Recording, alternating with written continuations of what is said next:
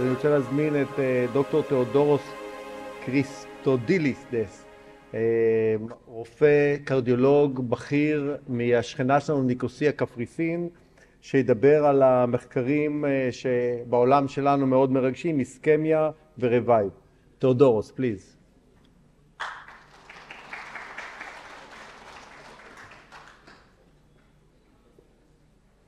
Hello, thank you for inviting me. It's a pleasure to be in this great meeting today, and thank you to Jill Bolody for inviting me here and the cardiac surgery team.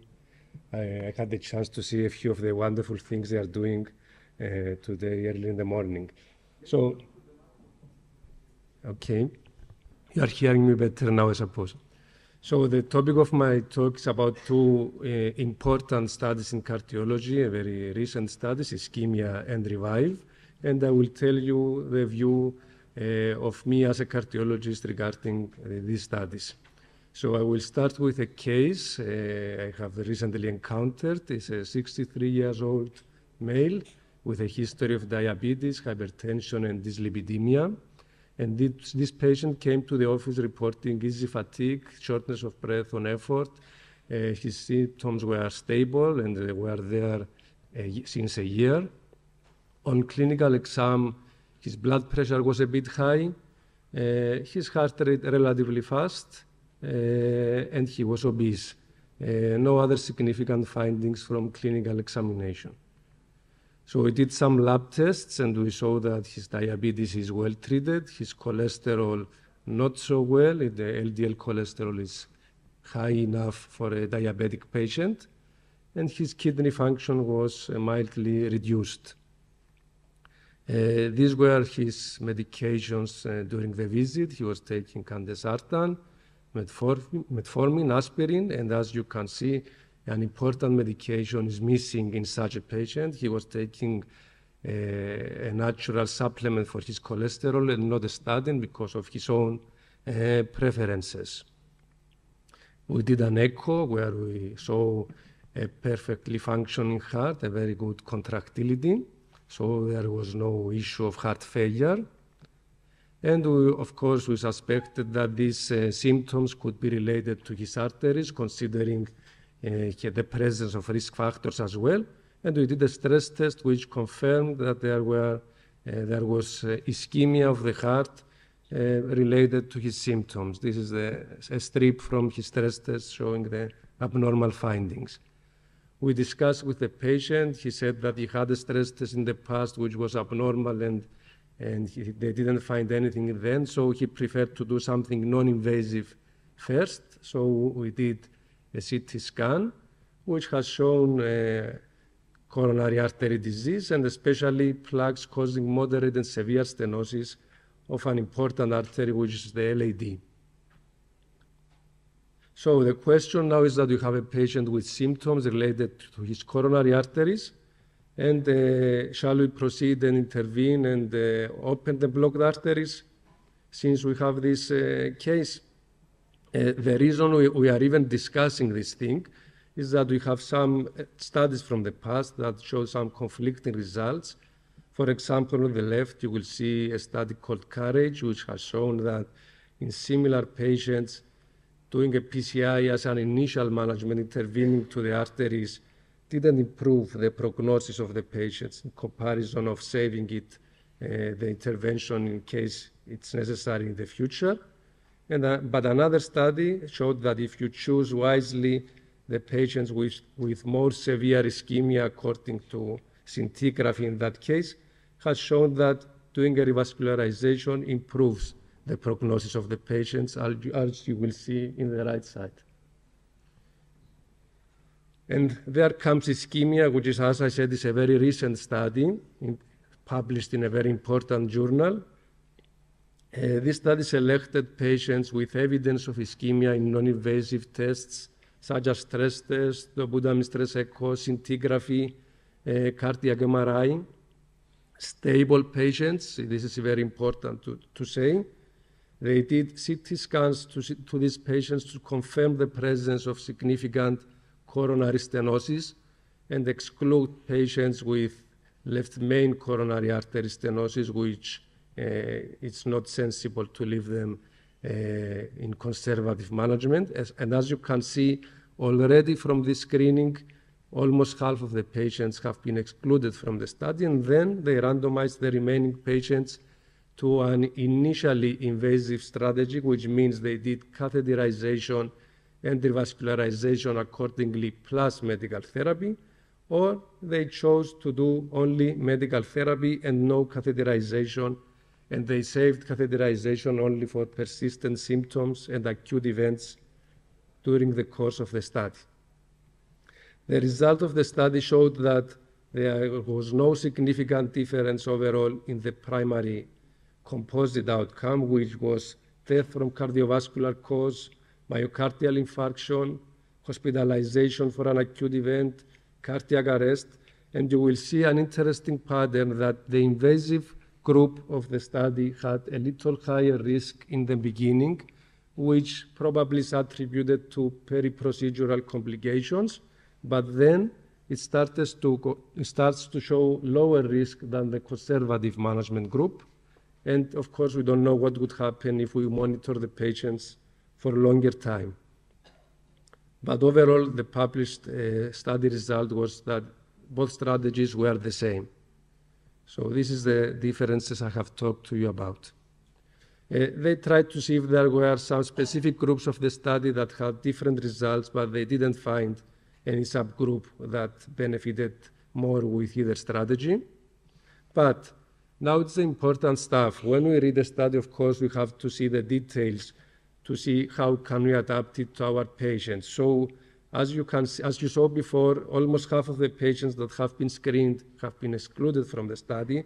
And these most importantly included patients with failing hearts, patients with a left main coronary artery stenosis, patients who had a lot of angina despite medications, very important, patients who had accelerating angina, which means that their symptoms have been changing recently, or patients with recent onset of symptoms, patients with arrhythmias, patients with recent acute coronary syndromes or PCI interventions or CABG interventions.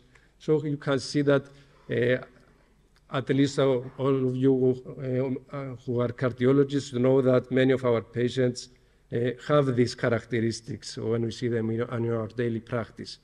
So it was a very selected group. And the other thing we should think of was, what was the optimal medical treatment mean in that study? They didn't compare doing an intervention to doing nothing. Optimal medical treatment in the study meant to stop smoking, to increase activity, to normalize blood pressure, to normalize body weight, treat well diabetes where there was diabetes, give appropriate medications, including statins, even ezetimibe. You saw the previous talk about that, even the new injectable drugs like evolocumab. So it was a very perfect medical care to give to a patient.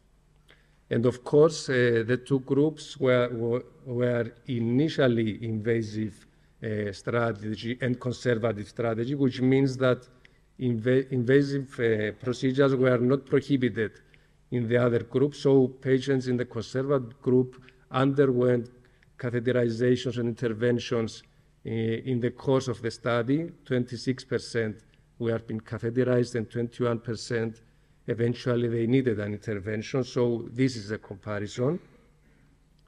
And of course, patients also are more interested in their symptoms rather than statistics. And we saw from the study that if we take patients with the more severe symptoms, their quality of life benefited the most with the invasive strategy. You can see on the left part of these graphs, they are the most symptomatic patients and the biggest improvement by invasive treatment. And this is, as I said before, what the patient will know. This is a study that showed that proved that this is not a real world cohort. They take 1,000 consecutive patients of their real work in their cath lab, and they found that only 9% of their patients fits the profile of the ischemia trial. So back to our patient, what we did, of course, we have given optimal medical therapy. Most important intervention is start a high-intensity study. We discussed with the patient. He was reluctant to undergo an angiography, but 3 months later, we had to do it since symptoms persisted despite medications. And we did an angiography and PCI to his LAD. And the second case about another study is a 51-year-old male with a history of heart attack and heart failure. He had a defibrillator. He came to the office with heart failure symptoms, which have been present since about 6 months, and they were stable. His clinical examination was rather stable. His blood tests showed high BNP, proving that he has heart failure and symptoms. His LDL was 95, which looks low, but it's very high for such a high-risk patient. We should aim for 55, so he was not treated very well. His medications, I just want to note the low-dose statin, which is not a good idea in such a patient, and the absence of a full heart failure treatment, missing the MRAs, missing the SGLT2 inhibitors that we use today. This is his echo, which has proven the low function of the heart, a very low ejection fraction. And now you have to think what to do with him. We have a patient with known coronary artery disease. We know that his heart is not pumping normally because it's not receiving enough blood from his coronary artery. So the next question is, should we improve perfusion of the heart to improve his heart function? This is a study that is very popular among surgeons. It's called STITCH, and it has shown that if you take such patients and revascularize them with cabbage, at least in the first part of the study, which lasted for about 5 years, there was no significant difference in their survival. But as you can see in the end of the study, the 2 lines deviate, so the cabbage group was started doing better in the long term. So they did an extension of the study, which is called STITCHES, and showed that indeed by 10 years, the patients that have received cabbage did better and lived more. So the new study that tried to investigate the issue is called REVIVE. REVIVE BCIS2 trial has been just published and included 700 patients with heart failure. And they selected patients with extensive coronary artery disease who could undergo PCI, and they checked if they have viability with several modalities to see if they have myocardium, which is alive and not contracting, so you expect it to improve if you restore perfusion. They followed them for an average of 41 months. The randomization was either PCI and optimal medical therapy or just optimal medical therapy. So the result of the study was again similar, at least in the duration of the study. But again, we have to look closer and see that again we have a selected group of patients. So they have excluded myocardial infarctions. 4 weeks ago, they excluded patients with recent decompensation, patients with ventricular arrhythmias, which again is very common in heart failure, patients with valvular disease and renal disease, which is the usual reality. These comorbidities are very usual in our heart failure patients.